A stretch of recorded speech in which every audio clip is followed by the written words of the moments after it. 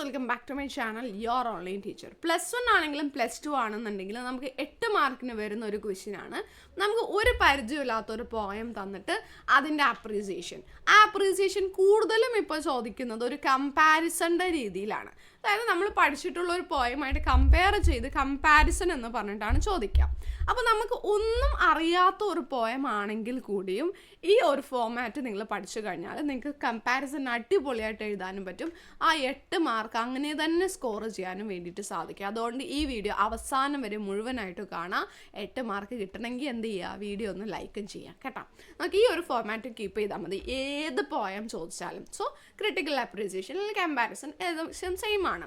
അപ്പോൾ നമ്മൾ ഏതെങ്കിലും ഒരു പോയം നമ്മൾ പഠിച്ചിട്ടുണ്ടാവല്ലോ ടെക്സ്റ്റിൽ, അല്ലെങ്കിൽ നമുക്ക് ആ ക്വസ്റ്റ്യൻ പേപ്പറിൽ തന്നിട്ടുള്ളൊരു പോയം. അപ്പോൾ ആ ഒരു പോയത്തിൻ്റെ പേര് എഴുതണം. ദ പോയം ഇപ്പോൾ നമുക്ക് എന്തെങ്കിലും മെൻഡിങ് വാൾ എന്ന പോയ തന്നിരിക്കുന്നതെന്ന് വിചാരിക്കുക. അപ്പോൾ നമ്മൾ പഠിച്ചത് ദ പോയം മെൻഡിങ് വാൾ നമുക്കിപ്പോൾ തന്നിരിക്കുന്നത് പഠിച്ചതല്ല, നമുക്ക് ക്വസ്റ്റ്യൻ പേപ്പറിൽ തന്നിരിക്കുന്ന പോയത്തിൻ്റെ പേര് മെൻഡിങ് വാൾ എന്നോ അല്ലെങ്കിൽ വുമൺ. ഓക്കെ, ഞാൻ ജസ്റ്റ് ഒരു സിമ്പിൾ എക്സാമ്പിൾ പറയുകയാണെങ്കിൽ വുമൺ എന്നൊരു പോയ തന്നതെന്ന് വിചാരിക്കുക. അപ്പോൾ നമ്മൾ ക്രിട്ടിക്കൽ അപ്രീസിയേഷൻ എഴുതുമ്പോൾ ഇങ്ങനെ വേണം എഴുതാൻ. The poem woman is a beautiful poem by the famous poet. ആ പോയറ്റിൻ്റെ പേരും കൂടി എഴുതാം. എന്നിട്ട് പറയാം, this poem is a simple poem with a relevant theme and a thought provoking message. The poem has, അതിന് എത്ര സ്റ്റാൻഡ്സ് ഉണ്ടെന്ന് എണ്ണി നോക്കി അറിയാലോ, അത് എഴുതാം. ആൻഡ് ഡാഷ് ലൈൻസ്, എത്ര ലൈൻസ് ഉണ്ട്, ഇപ്പോൾ 16 ആണെങ്കിൽ 16 ലൈൻസ് എണ്ണി നോക്കിയിട്ട് എഴുതാം.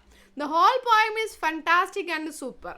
The theme of the poem is important in today's world. അതൊക്കെ നമുക്ക് അങ്ങനെ തന്നെ എഴുതാം.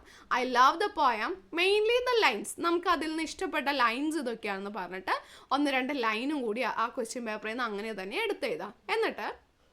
എന്നിട്ട് പറയാം, this poem has close connection with the great poem any woman. ഇപ്പോൾ എനി വുമൺ ആണ് നമ്മൾ ഓൾറെഡി ഇതുമായി ബന്ധപ്പെട്ട് നമ്മുടെ ടെക്സ്റ്റിൽ പഠിച്ചത് എന്നുണ്ടെങ്കിൽ ആ പോയമായിട്ട് ഇതിന് ബന്ധമുണ്ടെന്ന് എഴുതി വയ്ക്കുക. This poem has close connection with a great poem any woman return by, ആരാണോ എഴുതിയത്, കാതറിൻ ടൈനൻ ആണെങ്കിൽ കാതറിൻ ടൈനൻ ആ പേര് കൊടുക്കുക. നമ്മൾ ടെക്സ്റ്റിൽ പഠിച്ചത് Katharine Tynan the great poet. എന്നിട്ട് നമ്മൾ പഠിച്ച പോയത്തിൻ്റെ സമ്മറി എഴുതാം.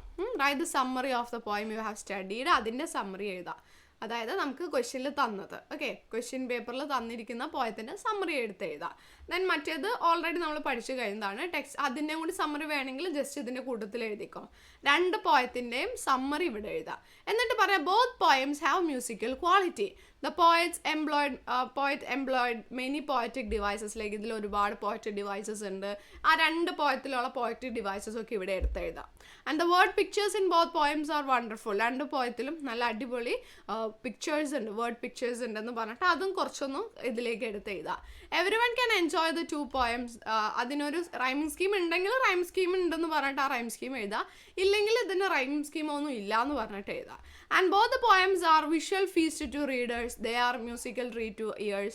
The poem showcases the beauty of language in its perfect form എന്നൊക്കെ എഴുതിയിട്ട് പിന്നെ അടുത്ത പാരഗ്രാഫിൽ എന്ത് വേണം, ഇതൊക്കെ പാരഗ്രാഫ് തിരിച്ചു വേണം എഴുതാൻ. പിന്നെ അടുത്ത പാരഗ്രാഫിൽ നമ്മൾ എന്ത് ചെയ്യണമെന്ന് വെച്ചാൽ ഈ പോയത്തിലൂടെ ആ 2 പോയത്തിലൂടെയും പോയറ്റ് കൊടുക്കുന്ന മെസ്സേജസ് എഴുതാം.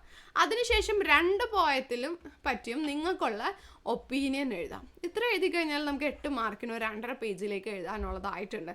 അപ്പോൾ ഈ ഒരു ഫോമാറ്റ് ഒന്ന് പാലിച്ച് ഇനിയുള്ള എക്സാമിന് ഇത് എഴുതാൻ വേണ്ടിയിട്ട് നോക്കാം കേട്ടോ. വീഡിയോ ഹെൽപ്ഫുൾ ആയെന്ന് വിചാരിക്കുന്നു. Thank you.